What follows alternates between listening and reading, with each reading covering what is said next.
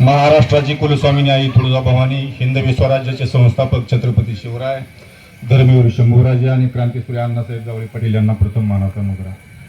आज या ठिकाणी आपण सर्व जाती धर्मातील 18 पगड जातीतील मावळ्यांनी जी एक आपल्या या मराठ्यांचा इतिहास म्हणजे या महाराष्ट्रामध्ये जो 18 पगड जातीला घेऊन चालतो, या महाराष्ट्रामध्ये राहतो, ज्या सर्व जाती धर्मातील मावळ्यांनी जो इतिहास तयार केला आणि तो इतिहास NCERT या पुस्तकातून जो हटवण्यात आलेला आहे तो परत त्या पुस्तकामध्ये समाविष्ट केला पाहिजे, यासाठी आपण सर्वजण या ठिकाणी जमलेले आहोत।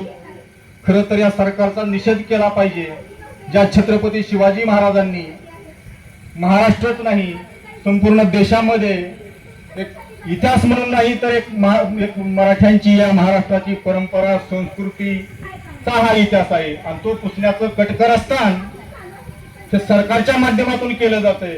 खरं तर या मराठ्यांनी, या महाराष्ट्रातील मराठ्यांनी असतील, सर्व जाती धर्मातील मावळ्यांनी आजचे पार झेंडे लावण्याचं काम केलं, सर्वांना सोबत घेऊन जाण्याचं काम केलं, दिल्लीतही तख्त राखण्याचं काम मराठ्यांनी केलं। त्याच मराठ्यांची माती या महाराष्ट्रामध्ये केली जाते, म्हणून त्यांच्या विरोधात आपण जर थोड्या संख्येने जरी असलो, आता सांगितलं की या ठिकाणी संख्या कमी आहे, संख्येकडे बघू नका। छत्रपती शिवाजी महाराजांनी 7 मावळ्यांना घेऊन स्वराज्य निर्माण केलं होतं आणि आज हा फक्त देशापुरता इतिहास नाही तर अख्ख्या जगामध्ये छत्रपती शिवाजी महाराजांचा इतिहास गायला जातो, वाचला जातो आणि त्यानुसार चाललं जातं। त्याच महाराजांचा आज आपण पाहिलं असेल केवळ इतिहासातूनच नाही तर या मुंबईमध्ये अरबी समुद्रामध्ये छत्रपती शिवाजी महाराजांचं स्मारक उभं करायचं म्हणून अनेक वेळा निवडणुका लढवल्या गेल्या, परंतु गेली 12-15 वर्ष झालं त्या ठिकाणी ईट सुद्धा रचण्याचं काम या राज्य सरकारने केलं नाही।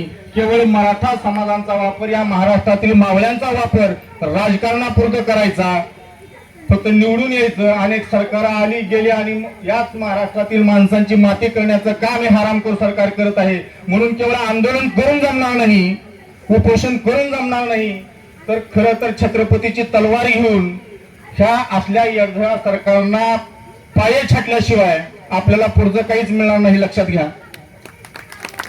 म्हणून आज संख्येनं कमी असलो, आता बरेच जणांची मला नावं माहिती नाहीत, परंतु वकील साहेबांनी सांगितलं की इथं जरी आज थोड्या संख्येनं असलो तरी दिल्लीमध्ये जाऊन सुद्धा आपल्याला आंदोलन पुढे करावं लागणार आहे। जंतर मंत्र असेल, अजून कुठं असेल, केवळ या देशामध्ये महात्मा गांधीच्या उपोषणाच्या मार्गाने जे शिवप्रेमी आहेत, या देशावर, या राष्ट्रावर प्रेम करणे आहे, त्या सर्वांचं मनापासून मी या ठिकाणी अभिनंदन करतो आणि या ठिकाणी थांबतो। धन्यवाद। जय हिंद, जय महाराष्ट्र।